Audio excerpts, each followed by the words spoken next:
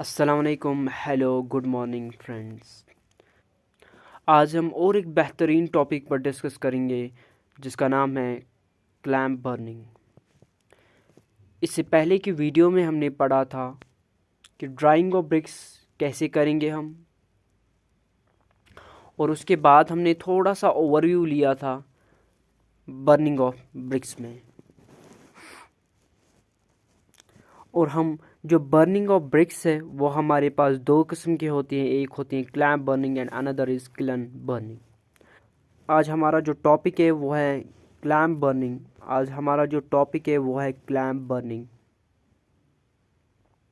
What is clamp burning? जो clamp burning होता है ये एक ऐसा प्रोसेस होता है, the process of burning of bricks in a clamp और ओपन किलन या पदावा is known as clamp burning. जब हम burning of bricks clamp kiln में करें या ओपन किलन में करें या जिसे हम लोकली कहते हैं पजावा, उसे हम क्लैम्प बर्निंग कहते हैं। अगर हम burning of bricks clamp kiln में करें तो हम उसे क्लैम्प बर्निंग ऑफ ब्रिक्स कहते हैं या क्लैम्प बर्निंग कहते हैं। ओके। उसके बाद clamp is a temporary structure constructed over the ground with a height of 4 to 6 meters। जो आपका क्लैम्प किलन होता है ये एक टेम्पररी स्ट्रक्चर होता है, यानी हर मानसून के बाद, हर साल के बाद आपको एक नया क्लैम्प किलन बनाना होता है। और ये कंस्ट्रक्ट ओवर ए ग्राउंड, यानी अंडरग्राउंड कंस्ट्रक्शन कुछ नहीं होती है, ओवर ए ग्राउंड यानी ग्राउंड पर बनाया जाता है। और जो height of the clamp kiln वो होती है 4 to 6 मीटर्स की।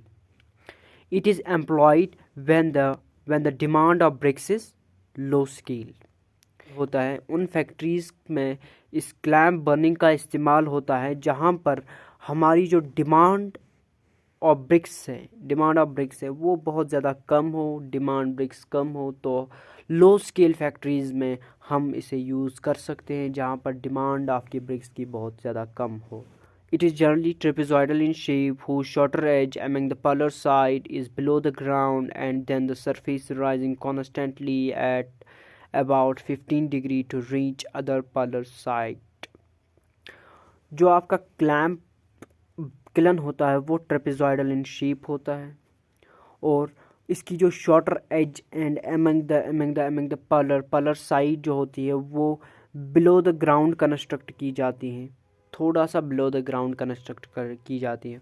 और उसके बाद जो सरफेस है उसे कॉन्स्टेंटली इंक्लाइन किया जाता है 15 डिग्री से, और तब तक इंक्लाइन किया जाता है जब तक हम अदर पलर साइड पर ना पहुंचे। उसके बाद in this method low cost fuel is used for burning. जो आपका जो ये मेथड है क्लैम्प बर्निंग मेथड है, क्लैम्प किलन बर्निंग मेथड है, उसमें जो फ्यूल होता है, कॉस्ट ऑफ द फ्यूल होता है वो लो होता है। लो कॉस्ट फ्यूल हम यूज़ करते हैं for burning, such as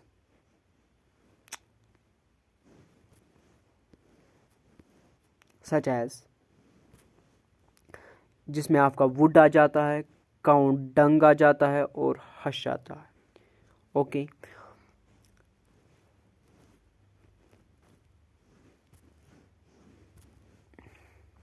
Approximately 20,000 to 1 lakh bricks can be burned in a period of 1 or 2 months।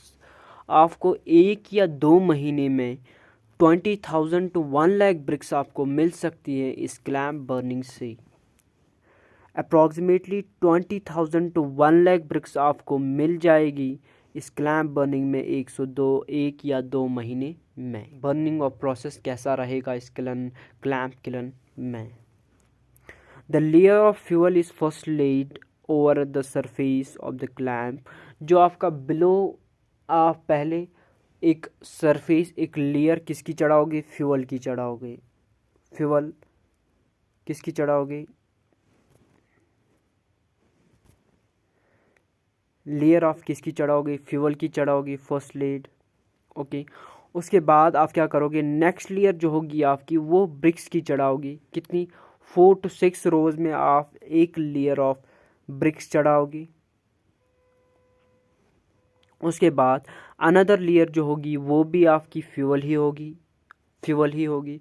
उसके बाद फिर 4 to 5 रोज ऑफ ब्रिक्स चढ़ेंगे, फिर आपकी फ्यूल लेयर चढ़ेगा, उसके बाद फिर 4 to 5 रोज ऑफ ब्रिक्स चढ़ेंगे। Okay, after the alternate layers of bricks and fuel, the top surface covered with the mud so as to preserve the heat।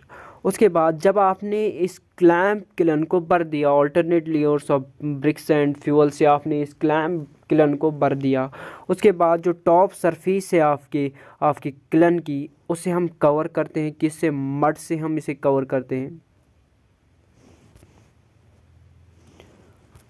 उसे हम mud से कवर करते हैं ताकि जो प्रिजर्व आपकी जो हीट है वो प्रिजर्व रहे, आपकी जो फास्ट रेट से आपकी हीटिंग हो जाए, ब्रिक्स की जो बर्निंग है वो फास्ट रेट से हो जाए। ओके, आपकी जो हीट है वो प्रिजर्व रहे।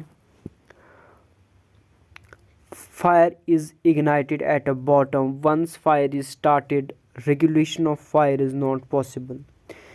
और फायर जो होती है वो इग्नाइट की जाती हैं फ्रॉम बॉटम से, और एक बार आग लगी, वंस फायर इज स्टार्टेड, एक बार आग लगी तो regulation of fire is not possible. आप टेम्परेचर कहोगे कि भाई 1100 से ज़्यादा टेम्परेचर हो गया तो आप इसे रेगुलेट नहीं कर सकते, आप टेम्परेचर को कम या ज़्यादा नहीं कर सकते। ओके, एक बार आग लगा दी तो रेगुलेशन ऑफ फायर इम्पॉसिबल है। ओके, देन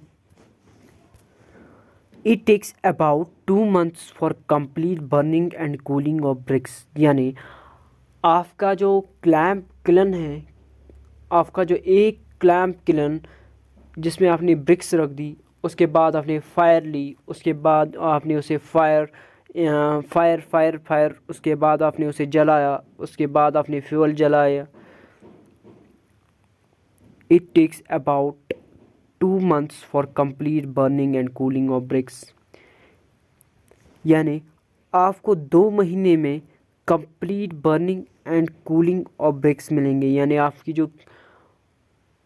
जो बर्निंग है वो कंप्लीट, बर्निंग एंड कूलिंग जो वो कंप्लीट होगी इस क्लैम्प बर्निंग में 2 महीने में।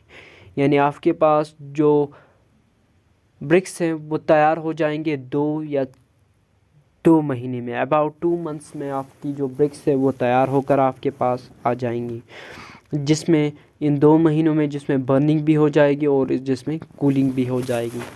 और इसके बाद हम डिसएडवांटेज ऑफ क्लैम्प बर्निंग, क्यों इंडिया में ये जो क्लैम्प बर्निंग है, क्यों सारे वर्ल्ड में ये क्लैम्प बर्निंग है ये बंद हो गई है। अब बहुत कम जगह है ऐसी जहाँ पर क्लैम्प बर्निंग हम यूज़ करते हैं, जहाँ पर हम क्लैम्प किलन देखते हैं। ओके, फर्स्ट डिसएडवांटेज जो इसकी है वो होती है ब्रिक्स एट ए बॉटम। जो ब्रिक्स बॉटम में है वो ओवरबर्न रहती है वाइल, और जो टॉप में है वो अंडरबर्न रहती है।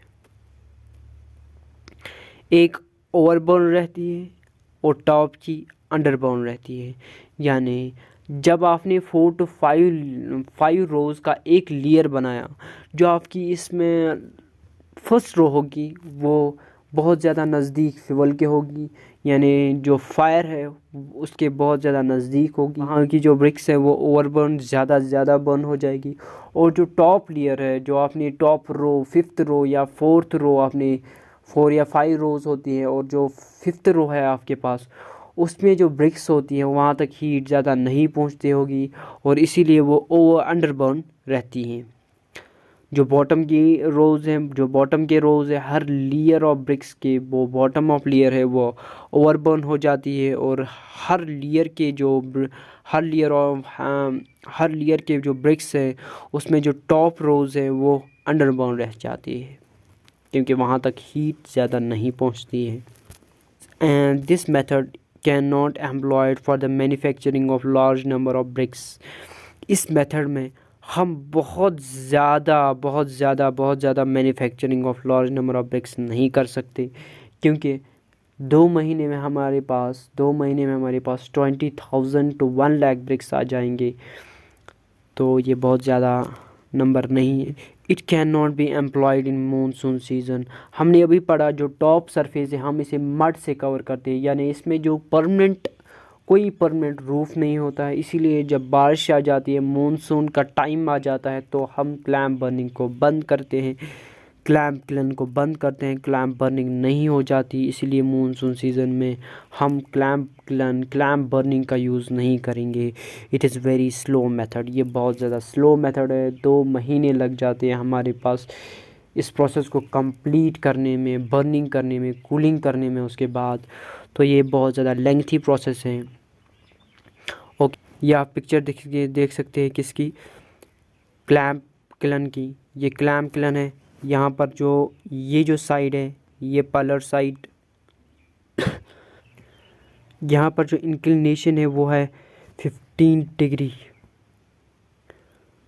वो हमारा 15 डिग्री का इंक्लिनेशन है। और उसके बाद हमने टॉप सरफेस में क्या मड का इस्तेमाल किया है। और ये देखिए, ये फ्यूल है। उसके बाद 3 to 4 लेयर्स हमने ब्रिक्स डाली है। ये लेयर्स ऑफ ब्रिक्स है, ये लेयर्स ऑफ फ्यूल है। उसके बाद हम देख सकते हैं जो आपकी जो सबसे लोअर वाली ब्रिक्स है,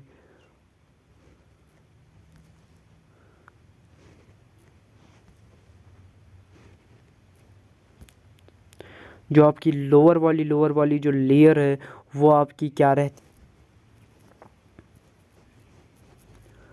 और वो आपकी ओवर बर्न हो जाती है। उसके बाद जो आपकी सबसे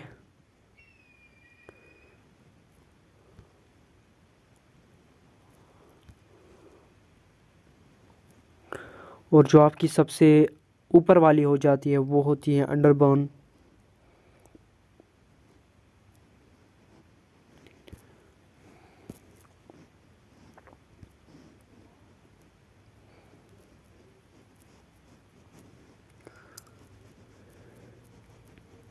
वो आपकी अंडर बर्न हो जाती है, एक अंडर बर्न हो जाती हैं। और जो लेयर लोअर वाली लेयर है वो आपकी, उसके बाद हम डिस्कस करेंगे इस क्लन बर्निंग के बारे में।